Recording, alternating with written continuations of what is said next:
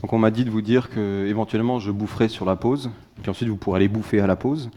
Donc je vais vous parler de quelque chose qui est pas très sérieux, même si je l'ai fait sur mon temps de travail. C'est pas genre le résultat de 2 années de travail, c'est plutôt le résultat d'une semaine de réflexion pendant les vacances, et puis ça a mené à un petit truc. Donc d'abord, est-ce que le concept de mémorisation, ça parle à certains d'entre vous ? Je vois des oui, même des courageux qui lèvent la main, ok, mais pas à tout le monde, donc ça tombe bien, j'ai prévu d'en parler un petit peu. Donc je m'appelle Serge Guelton, vous pouvez me trouver sur l'IRC sous le pseudo Serge Champaille, je travaille pour la société Quarks Lab, qui est une société de sécurité informatique, et j'ai prévu une intro ludique, là, donc juste pour dire que je travaille à la fois dans une société, je suis chercheur associé à ATCOM Bretagne, et puis j'ai une activité open source que vous découvrirez demain. Et je suis parti sur la mémorisation. Alors, la mémorisation, c'est un concept qui vient plutôt du monde des langages fonctionnels. Et l'idée, c'est que si une fonction n'a pas d'effet de bord, c'est-à-dire qu'elle ne modifie pas de global, elle ne fait pas d'IO, ce genre de choses, et qu'on l'appelle 2 fois avec le même paramètre, ben, elle va avoir la même réponse. Si elle a 2 fois la même réponse, ben, la deuxième fois, ben, on pourrait sauvegarder le résultat de la première fois et lui renvoyer. Donc en gros, on a une espèce de dictionnaire. La première fois qu'on appelle la fonction, on remplit ce dictionnaire avec comme clé les paramètres, comme valeur la valeur de retour de la fonction qu'on a calculée. Et la deuxième fois qu'on rencontre, qu'on appelle cette fonction-là avec exactement les mêmes paramètres, eh ben on fait une lookup et on récupère la valeur. Donc ça permet d'aller plus vite en temps d'exécution. On ne peut pas le faire tout le temps, mais de temps en temps on peut le faire. Et par contre, on a un coût en mémoire puisqu'on se met à stocker les valeurs de retour. Donc ce principe qui est très utilisé en programmation fonctionnelle, il est aussi disponible en Python 3 dans le package functools. Donc ils n'appellent pas ça mémorisation, ils appellent ça LRU cache. Donc cache parce que ça met bien en cache ce que produit votre fonction, et LRU pour vous donner une idée de comment il fait ça. Et l'exemple typique pour illustrer le comportement de la mémorisation, c'est Fibonacci, parce que Fibonacci spawnant plein de versions de elle-même avec des paramètres inférieurs. Il y a pas mal de choses sympathiques qui peuvent se passer. Alors, si vous voyez là, ça s'utilise comme un décorateur et on peut donner la taille maximum du cache, puisqu'on n'a pas envie de mettre tous les appels de fonctions, mais seulement ceux qui sont faits le plus souvent, par exemple. Donc j'appelle ma fonction Fibonacci, et donc là, vous savez tous que la fonction Fibonacci, ça a une complexité exponentielle quand on l'écrit comme un idiot de cette façon-là. Donc Fibo de 20, ça prend pas mal de temps à calculer. Et puis si j'appelle même Fibo, là, j'ai un truc de l'ordre de la microseconde. Donc on est parti de la milliseconde et on va à la microseconde. Pourquoi ? Comme on s'appelle toujours récursivement, la première fois qu'on va s'appeler récursivement, on va sauvegarder le résultat. Et puis la deuxième fois qu'on s'appelle donc sur la deuxième branche du Fibonacci, le résultat on l'a déjà, on l'a en cache. Et donc en fait, juste avec un décorateur, on a implémenté la deuxième version naïve de Fibonacci où on tabule les résultats précédents et on fait des lookups à l'intérieur. Donc c'est pas la version qui n'a pas besoin de consommation de mémoire, mais par contre, là on a une complexité qui devient linéaire, et donc notre Fibonacci il va super vite. Donc bien sûr dans la vraie vie, on n'a pas ces accélérations-là, mais c'est pour bien illustrer le principe de la mémorisation. Alors ensuite, voilà, c'est une idée qui est sympathique, qui est très connue, puis on va essayer de la pousser un petit peu à l'extrême. Alors on prend une autre fonction, on va prendre la fonction P, là, donc en fait c'est la fonction popCount, écrite de façon assez naïve, qui calcule le nombre de bits à 1 dans un entier. Alors comme en plus en Python, surtout en Python 3, les entiers sont des entiers multi-précision, voilà, on peut calculer sur des entiers éventuellement très grands. Et puis, on va utiliser le même décorateur pour générer une nouvelle version de cette fonction-là, mais au lieu de lui donner un max size assez petit, on va mettre un truc énorme. C'est-à-dire qu'on va s'autoriser à chaque fois, en gros l'idée c'est à chaque fois que tu vas appeler cette fonction-là, la première fois tu vas sauvegarder le résultat, et puis la deuxième fois tu réutiliseras le résultat sauvegardé, et tu vas faire ça tout le temps. Alors, bien sûr, ça passe pas à l'échelle, ça ne marche pas complètement, mais voilà, on peut s'amuser, surtout quand on est en vacances. Donc on essaye ce truc-là. On se crée d'abord une liste avec plein d'entiers à l'intérieur. Donc là, 2 puissance 16 entiers. On appelle notre fonction P pour chacun des entiers. Voilà, ça nous donne un certain temps. Et puis ensuite, la fonction mémoiser, le petit suffixe M pour mémoiser, on la rappelle, et puis là, énorme déception. Alors, on l'appelle 3 fois, là, hein, c'est ce que nous dit TimeIt, et donc normalement, il aurait dû prendre la meilleure, qui aurait été la fois où on appelle que les trucs mémorisés, mais finalement, bah, notre dictionnaire, il est devenu énorme, et donc faire notre lookup à l'intérieur, bah, ça coûte à peu près le même temps que de faire le calcul. On voit bien qu'il y a un compromis entre le temps que j'ai à exécuter la fonction, et puis le temps de faire la lookup à l'intérieur. Bon, c'est un peu décevant, mais on peut aller un peu plus loin, parce qu'on a dit qu'on voulait être extrême, mais là, c'est pas vraiment extrême. Le vrai extrême, c'est de calculer une fois pour toutes tout, de le stocker dans un beau tableau qui est bien contigu en mémoire. Parce que vous savez que les listes Python, c'est jamais qu'un tableau de pointeurs vers d'autres trucs, donc en mémoire, c'est vraiment n'importe où. Donc les accès vont pas être terribles. Alors on va mettre ça dans un tableau NumPy. Un tableau NumPy, c'est comme un tableau C, c'est bien dense en mémoire, et donc on va avoir moins de défauts de cache, ce genre de choses. Et donc on va faire un petit décorateur. Un décorateur, jamais qu'un truc qui prend une fonction et qui renvoie une fonction. Donc là, on prend notre fonction P, et puis on génère une nouvelle fonction. Alors là, comme on a un état qui va être justement la tabulation de tous les appels à notre fonction, ben, on fait un functor, mais c'est la même idée. Et donc, notre tableau, on le remplit. Donc, la première fois qu'on va générer ce truc, là, ça va turbiner, ça prend énormément de temps, parce qu'on va calculer toutes les instances possibles de notre fonction.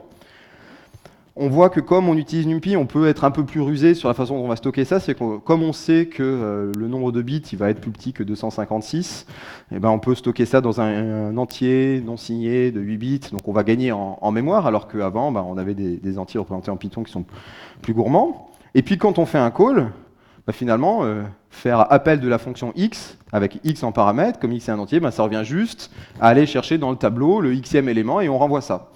C'est stupide, hein, j'ai pas dit que j'allais vous présenter un truc de fou. Enfin, c'est pas fou dans le niveau d'intelligence dont il y a besoin pour le faire. Et donc, on génère notre nouvelle fonction qui est complètement pétée. Hop là, on place les petites blagues astucieusement.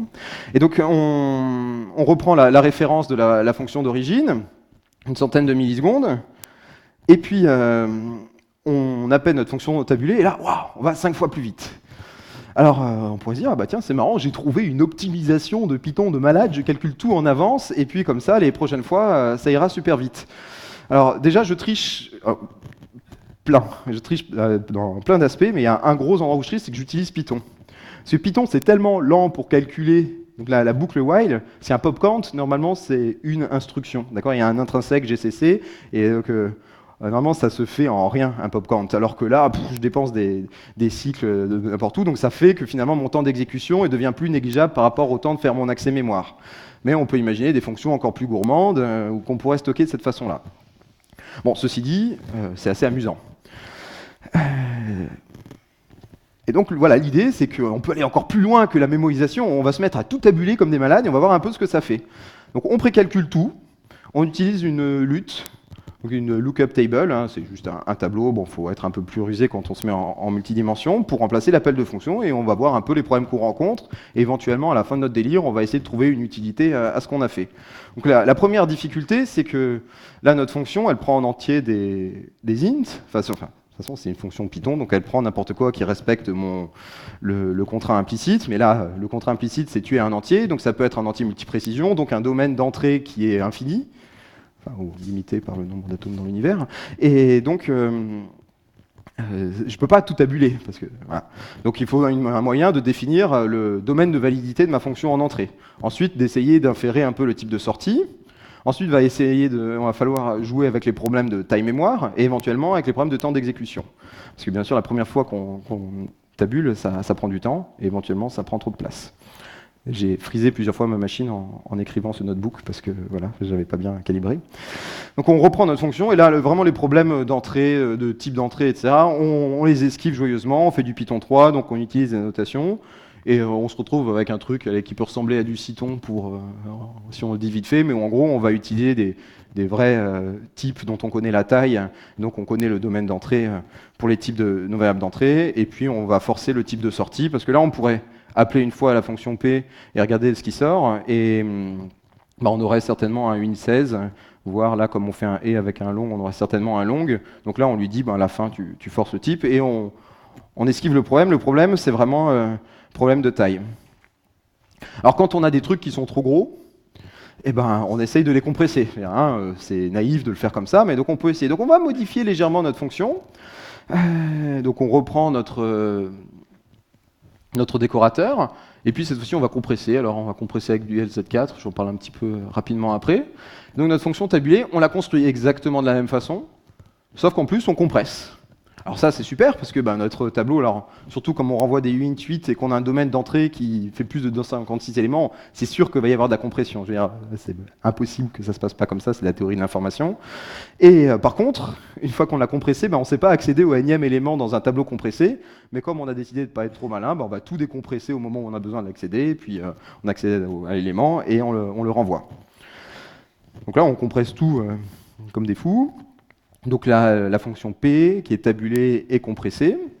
Hop, et on regarde un petit peu la taille de notre lookup table, et elle a été bien compressée, il y a un facteur 100. Donc là on se dit, ah super, le curseur qu'on avait mis à fond sur la mémoire, on est en train de le déplacer, on consomme moins de mémoire. Lavoisier ne se rappelle, et tout ça, rien ne se perd, rien ne se crée, tout se transforme, et forcément, là où avant, on prenait 100 millisecondes, en tabulant, on gagnait un facteur 5, et là forcément, comme à chaque fois qu'on veut faire un accès à un élément du tableau, on décompresse tout le tableau, ça prend du temps. Donc là, c'est pas terrible. Alors, c'est pas grave, il y a une idée toute bête. Donc il n'existe pas d'algo de décompression qui lui permette d'accéder en haut de 1 à l'élément. J'ai fait ma biblio et il y a des gens qui essayent, mais les papiers sont très compliqués, moi je ne les ai pas compris. Donc j'ai fait un truc simple. Et le truc simple, c'était juste de compresser par morceaux. C'est-à-dire qu'on se dit, voilà, j'ai un truc très grand, je le coupe en trucs plus petits, je vais compresser par morceaux, et comme ça, quand j'ai besoin de décompresser, je décompresserai juste la sous-partie qui m'intéresse. Je sens que je vais avoir un taux de compression qui va être moins intéressant, mais je vais aller plus vite. Donc on est toujours en train de jouer avec nos différents curseurs. Donc au lieu de compresser tout le tableau, je fais un tableau de tableaux compressés, et grâce à un peu d'indissage, je m'en sortirai. Donc là, ça commence à devenir un peu illisible, mais l'idée, c'est que là, il y a un chunk size qui nous donne la taille de mon tableau. Et puis quand j'ai besoin de faire un appel, je regarde dans quel sous-morceau j'ai besoin de décompresser, puis je décompresse et je récupère la valeur. Je me génère donc une fonction P qui est tabulée, compressée et compressée par morceau. Je regarde un petit peu la taille de mes différentes lookup tables, et voilà, quand c'est tout compressé, c'est plus petit, quand c'est pas du tout compressé, c'est plus gros, et c'est compressé par morceaux, c'est entre les deux, mais je veux dire, ça reste satisfaisant sur cet exemple-là, qui est bien choisi, bien sûr, mais on a plus d'un facteur 10 en compression, donc c'est pas mal. Et quand on regarde le temps d'exécution, le temps d'origine, on rappelle, 100 millisecondes, le temps quand on compresse tout sans trop réfléchir, on est beaucoup plus lent, et puis là, on est repassé à un truc où on gagne du temps et on n'a pas trop perdu en mémoire. Donc finalement, on a trouvé notre ratio qui va bien pour cette fonction-là, et c'est tout fait en manuel. Mais voilà, c'est qu'on a un compromis qui est pas mal. On a quelque chose qui va plus vite, qui prend un peu plus de place, mais pas tant que ça. Et à quoi ça sert ? Parce que c'est assez rigolo, on a joué, mais comment est-ce qu'on va ensuite pouvoir justifier ce temps passé, par exemple, à son employeur ? Eh bien, vous vous rappelez peut-être que j'ai dit que je travaillais dans le domaine de la sécurité. Bon, a priori, je fais normalement des compilateurs pour la société, et donc mon activité principale, c'est de faire des compilateurs obfuscants. Donc me tapez pas à la sortie parce que c'est pas très compatible avec la notion d'open source. Mais l'obfuscation, c'est un moyen qui est très utilisé pour protéger ses données ou pour protéger ses algos, et même en Python. Par exemple, certains d'entre vous utilisent peut-être Dropbox. Dropbox, il y a un client Dropbox, et ce client Dropbox, il embarque un interpréteur Python, mais modifié par les ingénieurs de Dropbox, pour que vous n'ayez pas envie d'écrire un client libre Dropbox. Donc si vous ne pouvez pas les reverser, il y a des clés qui sont à l'intérieur, il y a peut-être un protocole qui est à l'intérieur, et donc si vous n'êtes pas capable de regarder ce qui se passe, vous n'êtes pas capable de faire ce client alternatif, et donc ils vous emprisonnent un petit peu, et c'est dans leur intérêt. Enfin, ils pensent que c'est dans leur intérêt en tout cas. Et donc quand quelqu'un veut aller contre lui, il va essayer de reverser. Et il y a deux catégories de reverseurs. Il y a ceux qui le font un reverse en boîte blanche et d'autres en boîte noire. Rien à voir avec les avions. Une attaque en boîte blanche, c'est juste que j'ai le droit de regarder le code. Donc si je veux attaquer, je veux trouver une faille dans OpenSSL, ça tombe bien, le code OpenSSL il est libre, je peux aller regarder le code source et ça peut m'aider pour trouver des failles de sécurité. Donc ça, je fais une attaque en boîte blanche. Et il se trouve que quand vous faites du Python, si vous le faites naturellement, vous êtes toujours en boîte blanche. Parce que à n'importe quel moment, je mets un point d'arrêt, je reprends ma fonction, et grâce au module inspect, il peut retrouver le code source si le point PY est encore présent à un endroit sur votre système. Et donc là, ma fonction P, eh bien, j'ai son code source. Donc là, l'attaque en boîte blanche, elle est directe. Bon, la première chose qu'on fait si on veut se protéger contre ça, c'est qu'on livre que les points PYC, que le bytecode. Mais dans ce cas-là, on a le module 10 qui nous permet de récupérer le bytecode Python. Et franchement, le bytecode Python, il est d'assez haut niveau. Donc déjà, quelqu'un qui a un peu l'habitude, il peut le lire sans trop de soucis. En plus, il existe des outils alors qui fonctionnent au moins sur le bytecode Python 2, donc PyCDC, Uncompile, qui prennent ce bytecode et qui vous retrouvent le code source Python d'origine. En fait, c'est assez facile parce que la notion d'optimisation n'existe pas en Python. C'est-à-dire que quand la traduction en bytecode, il y a zéro perte d'information, on n'essaye pas de faire des trucs malins, on fait juste une production de bytecode, et donc l'étape inverse, elle est faisable, il y a des patterns à repérer. Donc, juste envoyer du bytecode, ça ne protège pas votre application, vous n'êtes pas du tout en boîte blanche, vous n'êtes pas du tout en boîte noire.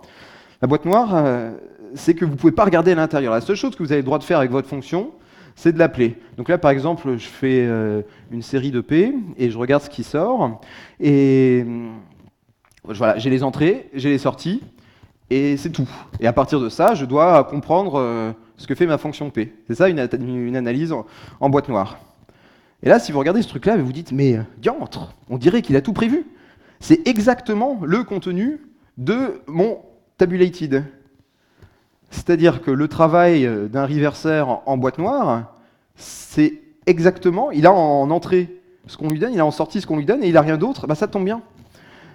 Parce que le truc de tabulation que je vous ai présenté comme un délire, en fait, je ne suis pas parti dans mon délire, je m'étais dit comment est-ce qu'on peut faire une boîte noire parfaite? C'est-à-dire comment est-ce qu'on peut ne rien donner de plus à l'attaquant que ce qu'il peut avoir dans une boîte noire, c'est-à-dire j'ai une entrée, j'ai une sortie. Ben, on lui donne juste ça. Et donc, là, ce qu'on a construit depuis le début, c'est pas un truc pour aller plus vite. Quelque part, je m'en fiche d'aller plus vite. Ce que je veux, c'est que la personne ne comprenne pas ce que je suis en train de faire. Et pour faire ça, eh ben, je lui donne pas plus que ce qui est censé être le Graal de l'obfuscation, c'est-à-dire une attaque en boîte noire, j'ai mes entrées, j'ai mes sorties et j'ai rien d'autre. Alors on est quand même assez sympa, on a fait l'attaque en boîte noire pour lui, c'est-à-dire qu'on lui donne la correspondance entrée-sortie, et bon ça en lisant le code il va bien comprendre qu'on l'a fait pour lui, mais on lui donne rien de plus. Donc on s'approche un peu de ce qui serait la boîte noire parfaite. Alors il y a plein de contraintes, hein, je vous l'ai dit, sur les tailles, etc. Mais dans certains cas, ça peut être utile. Alors la première chose, c'est qu'on ne peut pas passer par un décorateur comme j'ai fait avant, parce que si on fait un décorateur pour générer à la volée toutes les valeurs, bah, ça veut dire qu'on a la fonction d'origine, et si nous on l'a, bah, l'attaquant il l'a, donc ça passe pas. Donc il faut quand même faire un truc statique, on va dire offline, qui à partir de la fonction d'origine nous génère la fonction tabulée. Ça, c'est pas très dur, hein. C'est comme si on appelait une première fois notre décorateur et puis, je sais pas, on pourrait sérialiser l'objet. Et ensuite, eh ben, on va livrer juste notre fonction qui contient un énorme tableau. Donc ça ressemble à ça. J'ai mis ma fonction P dans un module éponyme. Pas facile à classer éponyme dans une présentation. Voilà, donc j'ai ma fonction là, et puis j'appelle mon script de tabulation qui va me le compresser et faire exactement ce que je vous ai montré, mais il va le faire de façon statique, pas comme un générateur. Et à la fin, donc je ne vais livrer que mon PTC, et ce module, si je fais un getSource dessus, je ne suis pas très avancé, parce que, bon, alors je lis quelques infos là sur la suite, parce qu'il y a variable cache, mais voilà, il y a le truc par morceau, et puis il y a mon flux de bits, et c'est tout ce qu'il y a. Il y en a un certain nombre, donc il y a un peu de lecture si ça nous intéresse. Et à la fin, on voit que l'appel, c'est jamais que décompresser le truc, créer et aller chercher au bon endroit. Donc j'ai donné ça à mon attaquant, et finalement il n'est pas beaucoup plus avancé. Et là, il ne peut pas mettre de breakpoint, me dire que je vais faire... Non, il n'a rien d'autre que ses entrées-sorties. Je lui donne rien d'autre. Donc là, on est assez confiant. Alors par contre, là, vu que j'essaye de gérer plus de cas, il faut gérer les appels avec plusieurs de paramètres et que j'ai pas passé beaucoup de temps à essayer d'optimiser ça, on est 3 fois plus lent, mais 3 fois plus lent pour protéger un super secret, je veux dire, c'est pas grand-chose. Surtout que, ça c'est un faux argument, le vrai argument c'est que souvent le secret, ça va être l'initialisation d'une communication, là où on va faire un petit peu de crypto, et puis ensuite on s'en fiche. Donc ce truc-là, on le fait une seule fois, le fait que ça coûte un peu plus cher, c'est pas très grave. Ensuite, on peut rester en clair, on a caché Donc voilà, on ne veut pas transformer toute notre application ou le monde entier en une énorme tabulation où on peut tout faire. Non, on se concentre sur des petits trucs, hein. D'accord. Et voilà, alors en plus, on peut rajouter un petit mécanisme de cache parce que si on suppose qu'il y a de la localité dans l'application, c'est-à-dire que quand on va faire foo de 1, il y a de fortes chances qu'on fasse foo de 2 après, qu'on fasse pas foo de 1, foo de 3000, foo de 2, foo de 10 000. Bah dans ce cas-là, on va toujours taper dans la même table décompressée. Et dans ce cas-là, bah, on peut avoir nous-mêmes un petit mécanisme de cache. Donc on fait une sorte de mémorisation aussi là, de notre décompression cette fois. Mais on ne le fait pas de façon récursive. Et donc là, on peut regagner un petit peu de temps. Donc c'est à nous de jouer, hein, parce que comme on a un mécanisme de cache, bah, ça veut dire qu'on va avoir plusieurs tables décompressées qu'on va garder en mémoire. Toujours cette idée de compromis. Mais on ne leak pas beaucoup plus d'informations en le faisant comme ça. Donc ça dépend un peu de notre application. On peut jouer avec comme on veut. Et pour vous donner un exemple qui se rapproche un petit peu plus de ce qu'on a envie de faire vraiment, ben, si vous regardez l'implémentation standard de MD5, ben, il y a plusieurs fonctions très bien nommées, genre F ou H. Et ces fonctions-là font juste quelques manipulations sur des entiers. Ça le permet, je suppose, de bien mâchouiller tout comme il faut. Et si je veux faire... si je suis pas très malin et que je me dis pour faire un nouvel algo, eh ben, je vais juste prendre l'algo existant puis je vais rajouter un XOR 42 plus 18. Enfin voilà, j'ai modifié un petit peu ma fonction de hash. Ça me donnera un hash différent, donc c'est une forme de sécurité par l'obscurité. Et si le gars il a accès au bytecode, eh ben, il va tout de suite retrouver. Et si on lui donne juste la lookup table, eh ben, ça va être un peu plus compliqué pour lui de reproduire le truc. Donc on peut s'en sortir de cette façon-là. Et puis cette fois-ci, c'est un peu plus compliqué parce qu'on a trois entiers. Alors je triche complètement là, parce que normalement, ces entiers dans l'implémentation, c'est des entiers 32 bits.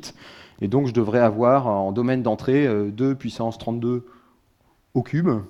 Et là, par contre, voilà, l'intuition vous dit que ça ne va pas tenir. Donc je me suis astucieusement limité à un exemple plus petit. De toute façon, comme c'est que des opérations bit à bit, en fait, je peux découper ça et ça se passe bien. Et donc mon opération d'origine prend un certain temps, et puis je vais 10 fois plus lentement. Parce que là, forcément, mon calcul, il est plus petit. Donc le ratio, il est moins en l'avantage de la lookup table qu'en faveur du calcul. Mais bon, l'idée est là, un facteur 10, ça reste raisonnable pour protéger son MD18. Voilà, donc ça va conclure ce petit délire. Donc juste pour dire que la boîte noire parfaite, en fait, dans des cas particuliers, on peut les construire et qu'on n'a pas besoin d'être un as en crypto pour nous faire des trucs de fou, parce que il y a des gens qui réfléchissent de cette façon-là aussi. On peut bricoler des choses assez amusantes qui peuvent être utiles, hein, parce que ça permet vraiment de protéger des choses de façon intéressante. Parfois, on peut commencer par les trucs stupides et puis enlever un peu de bêtises, rajouter un peu d'intelligence et arriver à un truc qui est tout à fait raisonnable. Hop, et puis ensuite, on peut réfléchir à comment aller un peu plus loin. Donc on peut se dire, par exemple, le fait de précalculer ma fonction là pour tous les paramètres en entrée, ça prend quand même plusieurs minutes. Parce que forcément, je fais tourner mon implémentation en Python. Mais ce qui m'intéresse, c'est pas que ça tourne en Python, c'est juste d'avoir la correspondance entre les entrées et les sorties. Et là, je me dis, je peux faire un peu de placement produit, parler de Python, dont vous aurez une présentation demain. Et donc, utiliser un compilateur pour générer une version rapide de votre fonction à tabuler. Puis comme ça, vous allez pouvoir générer plus vite votre tabulation. Ensuite, on peut aussi se dire, quand les domaines sont très grands, on ne peut pas tout stocker en mémoire, mais on pourrait stocker ça sur disque, et voilà, on perdrait encore en temps d'accès, mais on pourrait protéger plus de choses. Et là, il y a eu pas mal de travaux dans le cadre du big data là-dessus, parce que forcément, on traite des données qui ne tiennent pas en RAM. Comment faire ça de façon efficace? Et il y a eu du boulot là-dessus qui a été fait. Et donc, on peut repartir de là. Alors, j'avais essayé de me baser directement sur leur boulot, mais comme eux, ils sont faits pour des grosses données, quand on est sur des petites données, on a des surcoûts qui ne sont pas négligeables. Par contre, voilà, on pourrait étendre un petit peu là et regarder ce qui se passe. Et puis, on peut aussi terminer cette présentation et écouter vos conclusions ou remarques, aller en pause, ce genre de choses.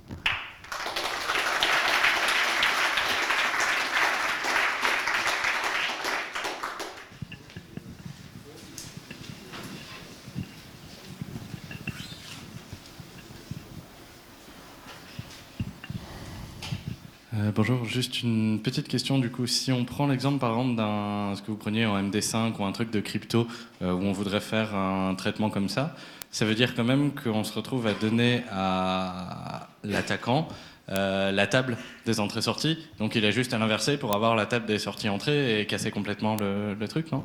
Alors tout n'est pas inversible, la première chose. Après, par contre, une chose qui est possible, s'il veut faire un client alternatif, par exemple, il peut juste prendre la table et la mettre dans son client alternatif, et ça, complètement. Par contre, il y a un secret qu'il n'a pas eu. Alors est-ce que c'est suffisant? Ça dépend de ce qu'on veut protéger. Mais par exemple, dans le cas d'un MD5 ou d'un truc de hachage, ce qui est intéressant, c'est de savoir, bah, étant donné une sortie, quelle est l'entrée qu'il a donnée, par exemple. Donc là, dans ce cas-là... Oui, ça ne protège pas de tout. C'est juste, ça te met au niveau de ce que te donne une boîte noire. C'est-à-dire que ce travail-là, certes, ça n'en protège pas, mais quelque part, l'obfuscation avec la définition boîte blanche, boîte noire, ne peut pas protéger de ça. L'obfuscation, dans ce cas-là, va essayer de diluer le code pour que justement ça soit difficile de voir où ça commence, où ça finit. Et dans ce cas-là, il ne pourra pas reconstruire l'algo parce qu'il ne sait pas où est-ce qu'il faut commencer à récupérer. Et ça, c'est une autre partie de l'obfuscation. C'est un petit peu comme si c'était plus haut. Ça engloberait notre fonction-là, et dans ce cas-là, on peut appliquer d'autres obfuscations sur notre tableau pour obtenir le même résultat. Et du coup, on trouve vraiment suffisamment d'exemples de trucs avec très peu de données d'entrée, suffisamment peu de données de sortie pour qu'il n'y ait pas une combinatoire énorme à l'entrée qui fasse qu'on a 14 milliards de gigas de... Alors ce que j'ai fait, donc là c'est un proto en Python parce que comme ça je peux montrer mon travail, mais mon vrai travail c'est de faire ça au niveau du bytecode LLVM. Et dans ce cas-là, j'analyse la séquence d'instructions, je crée mon graphe de dépendance. Et on voit, il y a pas mal de séquences dans le code d'OpenSSL, par exemple, qui travaillent avec en entrée quelques entiers 8 bits pour calculer une autre valeur 8 bits. C'est des petites séquences qui vont faire 4, 5, 6 instructions, mais on peut les remplacer par des tabulations. Et tout ça, même si la protection seule n'est pas suffisante, c'est à donner des bons exemples d'attaques là-dessus, ça rajoute du bruit, parce qu'on n'est pas censé avoir des tableaux à ce moment-là, donc le gars, bon, il va te dire « Ah, par contre, il y a des tableaux, c'est pas normal qu'il y en ait tant », donc il va aller gratter un petit peu ce qui se passe, mais ça fait partie de l'ensemble des choses que tu peux combiner pour obtenir une obfuscation efficace. C'est rare d'avoir une obfuscation qui seule protège ton truc. Par contre, la combinaison, et là, ce qui est intéressant, c'est que ça permet à des protections de données de s'appliquer sur quelque chose qui, à la base, est du calcul. Comme tu as des obfuscations qui, normalement, qui transforment des données en calcul, et comme ça ensuite tu protèges le calcul. Donc le but c'est de mélanger au maximum, et là on change un peu de domaine et ça aide à faire des trucs. Merci.